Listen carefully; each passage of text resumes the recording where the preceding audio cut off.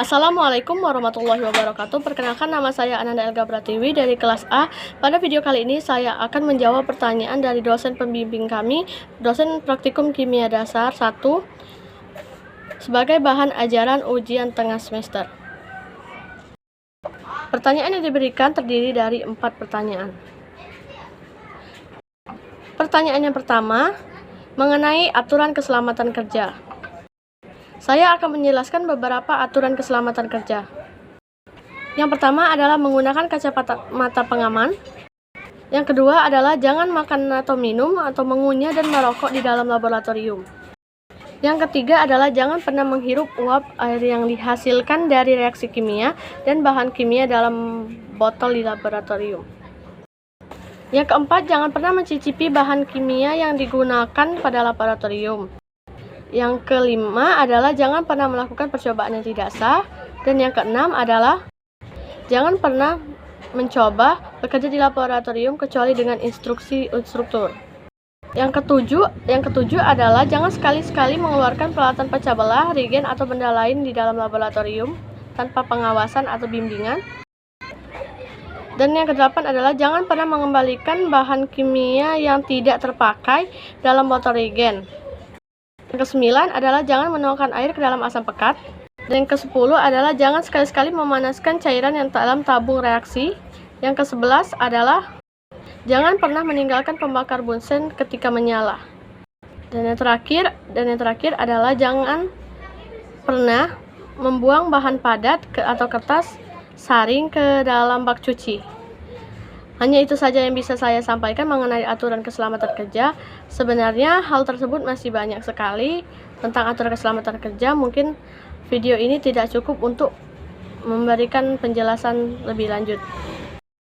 Soal yang selanjutnya yaitu bertanya mengenai peralatan keselamatan kerja. Peralatan keselamatan kerja itu ada salah satunya ada ewash station, fire blanket, fire extinguisher, dan safety glass.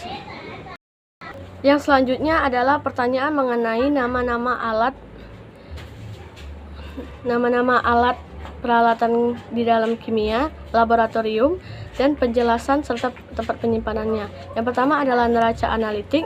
Neraca analitik digunakan untuk menimbang bubuk yang digunakan dalam jumlah sedikit.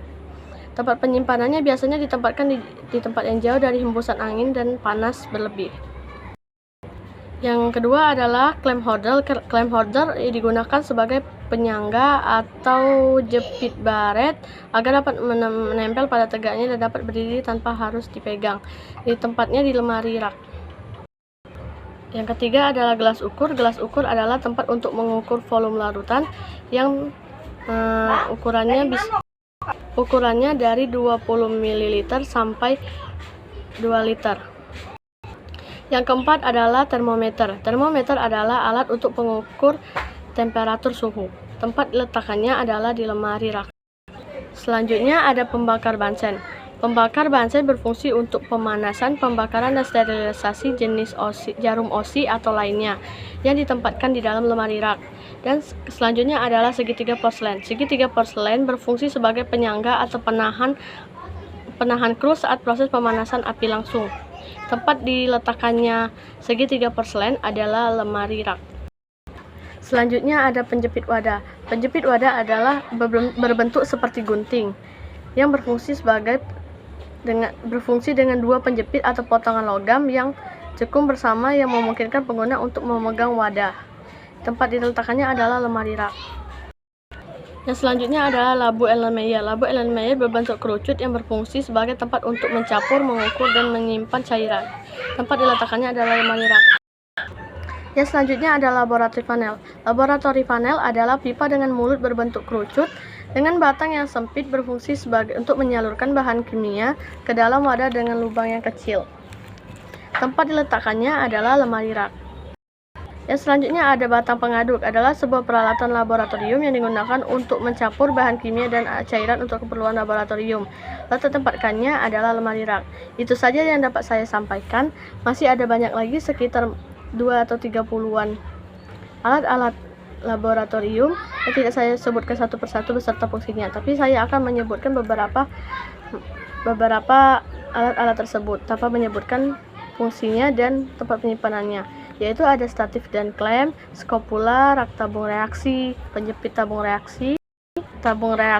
klem utilitas, kaca arloji, kawat kasa, buret, pipet tetes, pipet volum, pipet ukur, labu ukur volumetrik, flash, labu dasar bulat, cawan Petri, pembakas spiritus, desikator, klem serbaguna, pinset, klem 3 jari, kaki 3, ring, tang krus, tang gelas kimia, facial, botol regen, dan masih banyak lagi.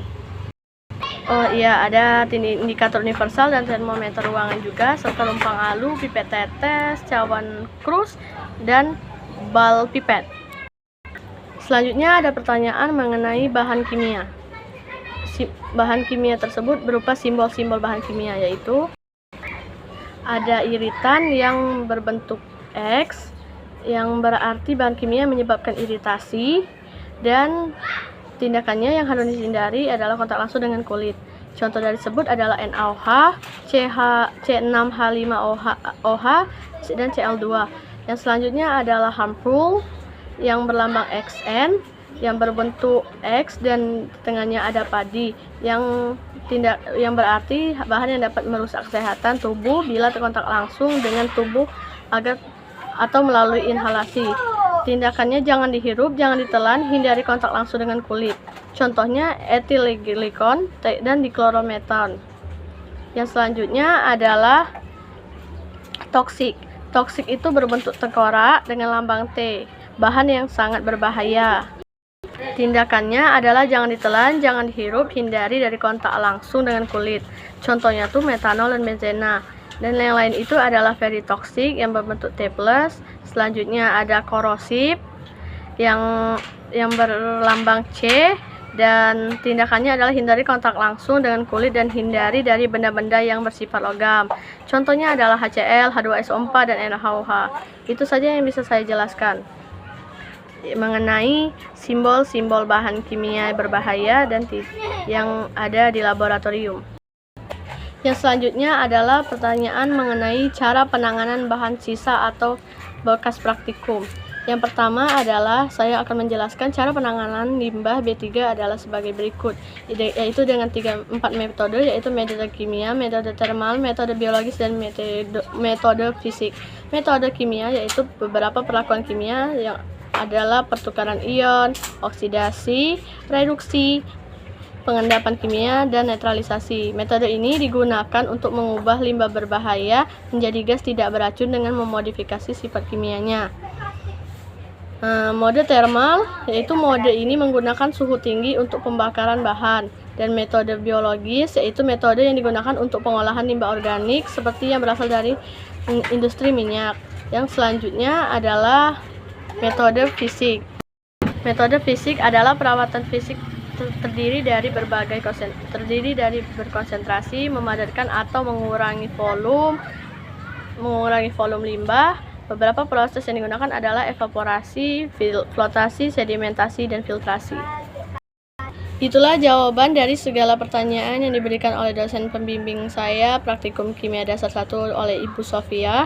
Itulah yang bisa saya jelaskan. Saya akhiri. Wassalamualaikum warahmatullahi wabarakatuh. Semoga penjelasan saya cukup bermanfaat dan cukup jelas.